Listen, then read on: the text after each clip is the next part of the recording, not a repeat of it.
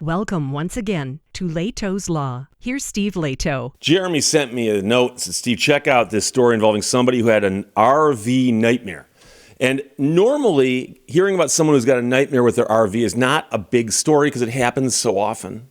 I've been practicing law for 34 years. I used to handle a lot of RV cases. I stopped because the law got so difficult to deal with in the state of Michigan, and I just focus on lemon law cases, which is cars. However, a couple had a $20,000 RV nightmare, and that's the cost to repair the RV. That's not the cost of the RV itself. But they had the nightmare fixed for free after a TV station intervenes. And again, once in a while, it happens where somebody in the media gets a hold of a story and shines such a bright spotlight on it that somebody goes, oh, we better do the right thing here. We better do the right thing. But the problem is that many people in the exact same situation wouldn't get anywhere because these people were out of legal options, I believe. So this story was reported several places. It's partially from WFMY News 2 and also a website called Camper FAQs, frequently asked questions, Camper FAQs. So the couple is in North Carolina. They spent a decade crisscrossing the country in their fifth wheel. Their summers were marked by campfires, potlucks, and friendships made from Canada to Texas. They logged miles in 48 states, enjoying the open road as a cherished part of their retirement. But during a recent trip through Kentucky, something happened. So while towing the RV, the man says he felt something was off. He said, it's not pulling right. And he said that to his partner. The trailer didn't respond the way it normally did, though he couldn't identify exactly what was wrong. So following his instincts, he pulled over.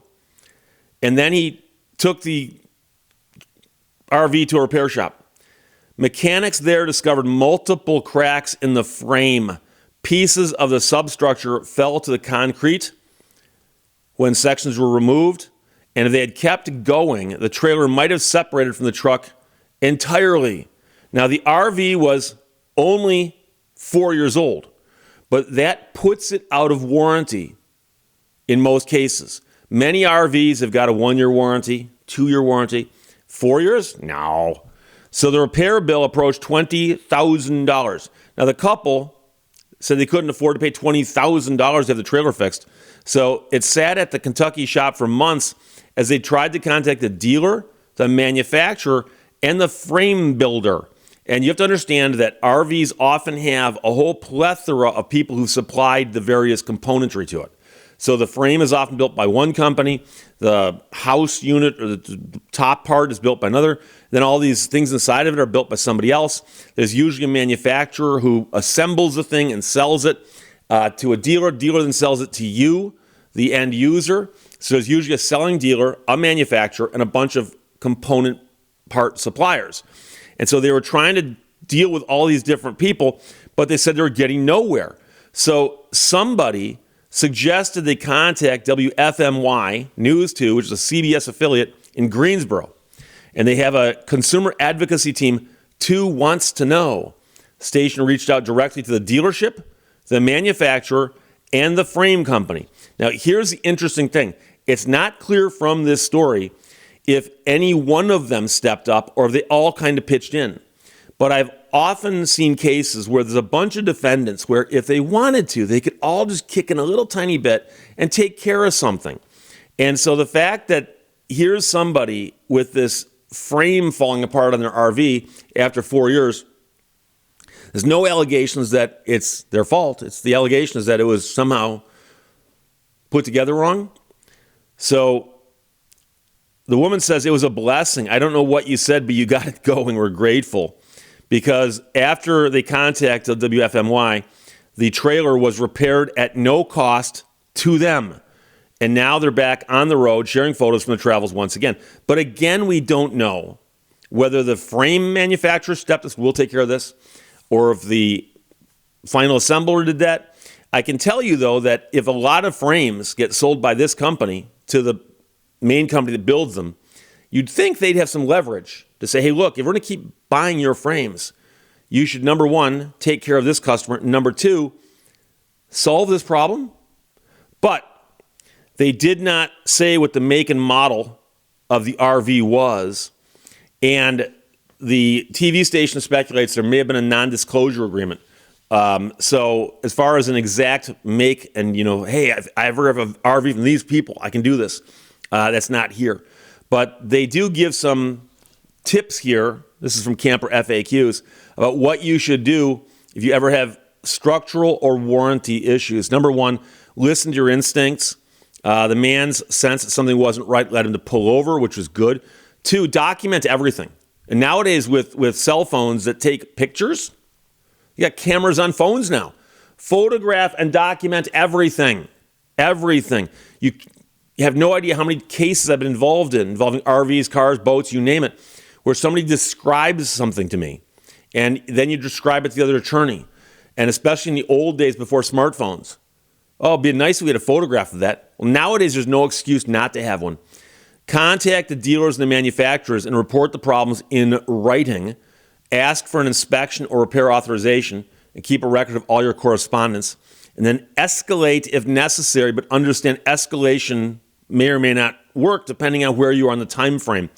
You can file a complaint with NHTSA, National Highway Traffic Safety Administration, and if there are multiple reports involving safety issues, you might actually get, for instance, a recall or an investigation. Now, seek legal guidance is where you'll find out that some attorneys specialize in RV laws and warranty disputes involving RVs. That's going to depend wildly from state to state, and we'll get there in a second. Look for advocates because there are groups that deal with these things. And as here, reach out to local media. As this case shows, the consumer advocacy newsroom can sometimes get results. So there's also Liz Amazing, who's an RV advocate on YouTube. She tries to help people out. I've talked to her before. Very, very nice person doing the Lord's work.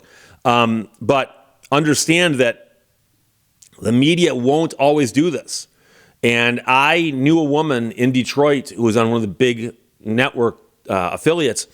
And she told me, she goes, I get calls every day about used cars. And I get calls about boats or RVs all the time. And she goes, I need something more than I bought a defective used car or I bought a defective RV. She goes, that's not a story anymore. It's got to be more than that. Here, a $20,000 repair bill on a frame falling apart, that's a story. So lemon law protections are not consistent across the country. So all 50 states have got lemon laws for cars. The question is, do they also cover RVs? Because as they say, not me, they say, many RV owners are surprised at how limited these can be. And I've been trying to tell people this all along, that don't just assume because you bought a $250,000 RV that is covered by the lemon law. Some states know. Unlike cars and trucks, towable RVs such as travel trailers and fifth wheels are often excluded from state lemon law coverage. And likewise, even the big RVs you drive might be excluded. So lemon law protection is not consistent. Understand there could be a distinction between motorhomes versus towables. There are states that have got very, very broad coverage and other states, So for instance, lists here that Texas and Connecticut specifically extend coverage to towable RVs. Texas law allows claims if an RV is out of service for more than 30 days in the first 24 months or 24,000 miles. And then, of course, Florida's got one that covers the chassis and drive components, but not the living quarters and things like the appliances and so on. Understand, and this is the important part, if state lemon laws don't apply, the Magnuson-Moss Warranty Act may still provide a legal path. That is a federal statute. It's alive in all 50 states.